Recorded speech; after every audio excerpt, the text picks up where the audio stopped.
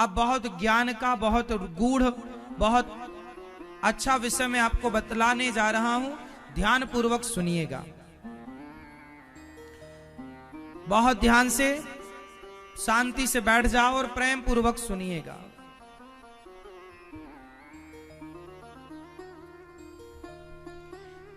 देखो, जब हम मरते हैं तो हमारे साथ क्या क्या होता है, मरने के बाद किस तरह से हम जाते हैं स्वर्ग, किस तरह से हम जाते हैं नरक, किस तरह से अपने कर्मों का भोग भोगते हैं, किस प्रकार हमारे मरने के बाद हमारा सब कार्य होता है। आप जानना चाहोगे कि आपके मरने के बाद क्या होगा? कितने लोग जानना चाहते हैं? आपको इच्छा है जानने की कि मरने के बाद क्या होगा? अब आप पूछोगे महाराज जी कि आपने देखा है? जो आपको पता है, हमने देखा नहीं है पर शास्त्रों में पढ़ा तो है।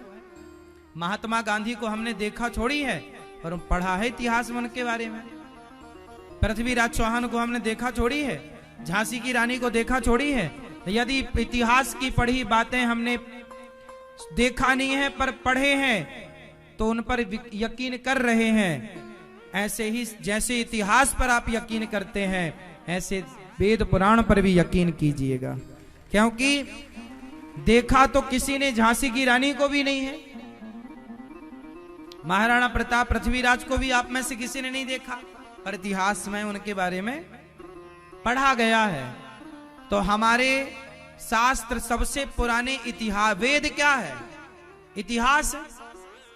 सर्व वेद इतिहासा नाम सारम सारम समुद्रतम। हमारे वेद पुराने प्राचीन, पुराण क्या है? इतिहास।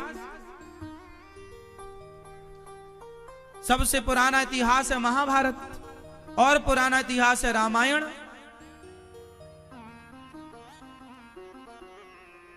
तो हम इतिहास आपको अपने देश का, अपने धर्म का इतिहास सुना रहे हैं, ध्यान से सुनिएगा। जब हमारी मृत्यु होती है तो मृत्यु किसकी होती है? पहले तो ये कंफर्म करो, शरीर की मृत्यु होती है कि आत्मा की? कौन मरा? शरीर कितने चीजों से मिलकर बना? 5। किस किस से? पृथ्वी, जल, वायु, अग्नि और आकाश। ये 5 चीजों से मिलकर जब शरीर बना, तो जब आप मरते हैं तो लोग चिता पर जलाते हैं। तो चिता पर जलाने का मतलब यही होता है कि आपके 5 तत्व 5 में जाकर मिल जाएं। अग्नि तत्व अग्नि में, जल तत्व जल में, पृथ्वी तत्व पृथ्वी में, वायु तत्व वायु में और आकाश तत्व। तो आपका शरीर 5 चीजों से मिलकर बना, चिता पर जलाया गया तो 5 तत्व 5 में मिल गए। इस मिलन को कहते हैं मरना, मृत्यु।